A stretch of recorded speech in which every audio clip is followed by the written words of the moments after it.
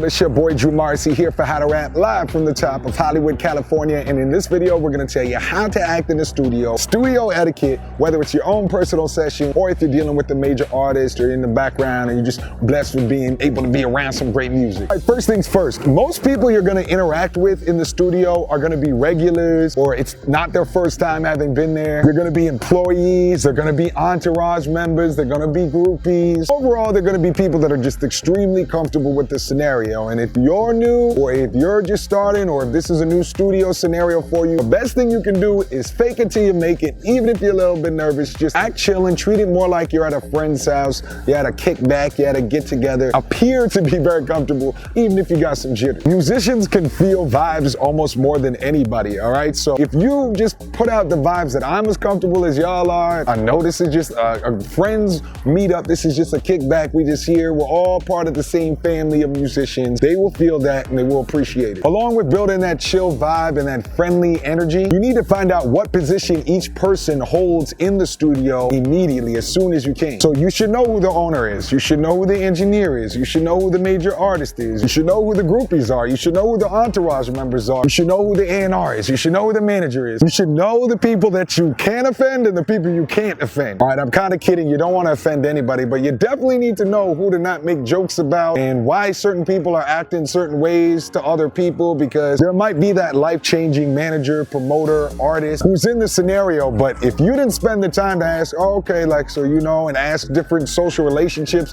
you might miss out on an opportunity. The owner might be around, or the owner might be an OG, you know what I mean? The owner might be somebody in a trap, things like that, but don't expect them to chill around too much. That's not usually the person that you're gonna be building a lot of rapport with. Owners are OG businessmen usually. They're very serious, they're about the money, they're about the book. And often if you get cool with the employees or you get cool with the biggest artists who come through, you'll have access to the owners. They'll tell him about you. Now let's talk a little bit about if you're the recording artist for that particular session, if you're the main focus of that session. And then in a little bit, we'll talk about if we're dealing with a famous artist in the session and you're a little bit in the background. First, the most important thing is be as friendly as possible with the engineer. Engineers will give as much or give as little as you ask of them, right? They're human beings as well. They often have a job where people are just treating them like they're just the help. So if you're able to be a friendly, open-minded individual and tell them straight from the gate, yo, I want this to be a collaborative effort, you will get so much more out of your engineer. I've seen this in practice myself, having done studios literally around the world, from here out here in LA,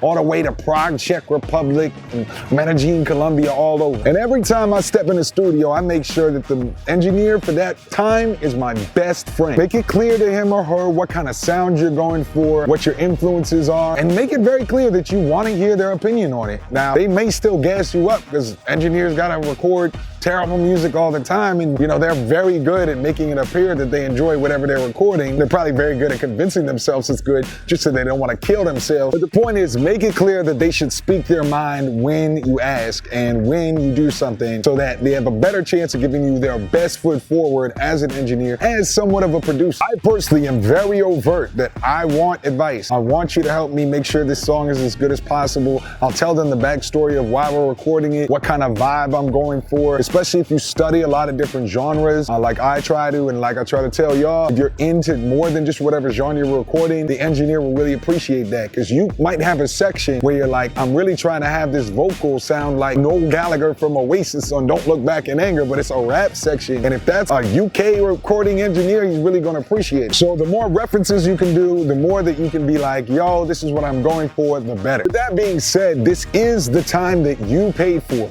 right? So feel free to stop the session for a minute to go to the bathroom, get water, ask if they got any food. Often, especially if it's a higher end type situation, they'll have Red Bull, they'll have water, they might even have some other stuff. You know, feel free to treat it like it's your home. Just like you pay rent to a leasing company and that's your house and the law says it's your house, treat it like it's your time. You know, you want to be respectful, you want them to like you, of course, to give the best take, but do not be afraid to be assertive. I know a lot of the up and coming, especially younger artists, might be a little bit like, oh, this is my first time, I don't know what to do and all that. It's not the case. Like, you should assert yourself, be friendly, but This is your time. You paid for it. For my more advanced artists, be sure, like I said, to befriend them and use your vast knowledge to get them to be really engaged so you can get the best takes. The real goal for advanced artists is get friendly enough with the engineer or the producer, whoever's around, that if you do a bad take, if you do a bad recording, they will stop you and say, do it again, and y'all are comfortable on that level. If you go home from the studio session, advanced artists, with bad takes of your stuff, you didn't use your social graces well enough in the studio time you paid for. Now let's talk a little bit about if you're in the background with a major artist. Recently, I went to a studio session with a Grammy-nominated producer of 808 Mafia and a gentleman who just got signed to Young Thug, running the studio by somebody who's been name dropped several times by none other than Drake himself. So there were some heavy hitters in this session,